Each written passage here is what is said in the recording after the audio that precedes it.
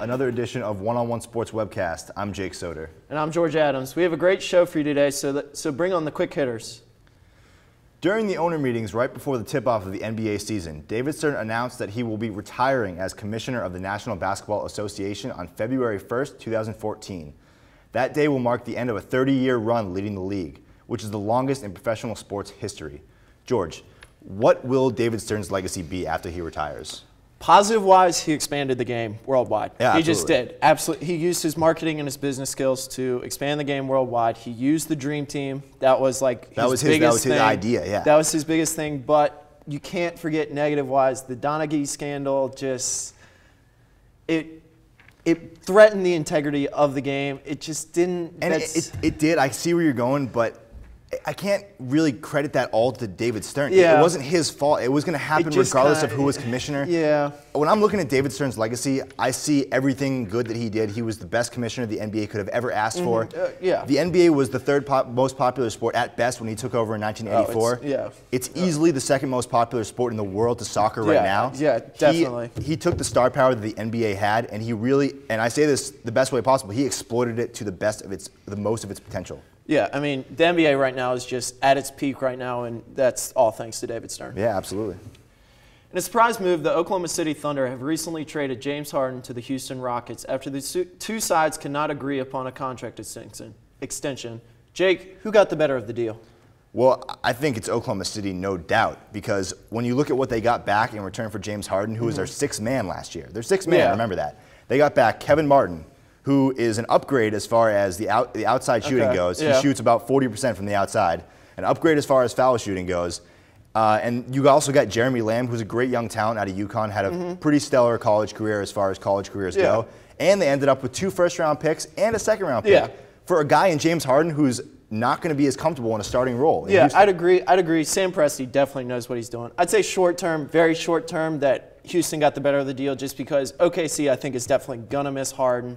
Yeah, I know, absolutely. I think Houston gets the better player there, but long-term, yes, definitely. I think OKC has the better of the deal. 2 first-round picks and a second-round pick. What more could you ask for? It'll be interesting to see how Harden does in a starting role. Yeah.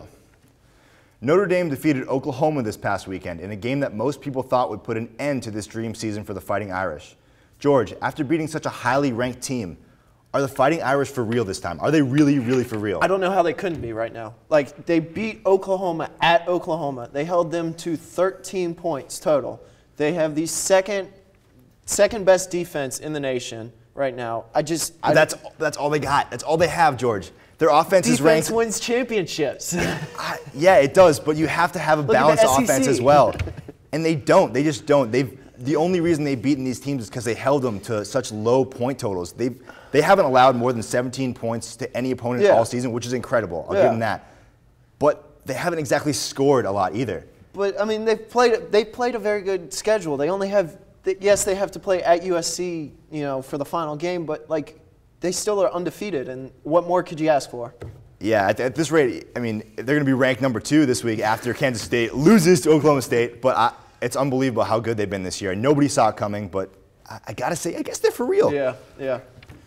The San Francisco Giants are the World Series champions after sweeping the Detroit Tigers in a series that was never really in doubt. Jake, what was the turning point in this series? I would say probably about the time that Pablo Sandoval's 3rd home run cleared the fence, maybe. You just saw the life just trickle out of that Tigers team. And they were dead from that point on. They didn't really show up in the next 3 games. It had to be been game 1, and Pablo Sandoval's 3rd home run was the one that pushed it over the edge. I'm gonna say yes, definitely it was in game 1. I'm gonna say in the 3rd inning when the Tigers were playing defense, 2 outs.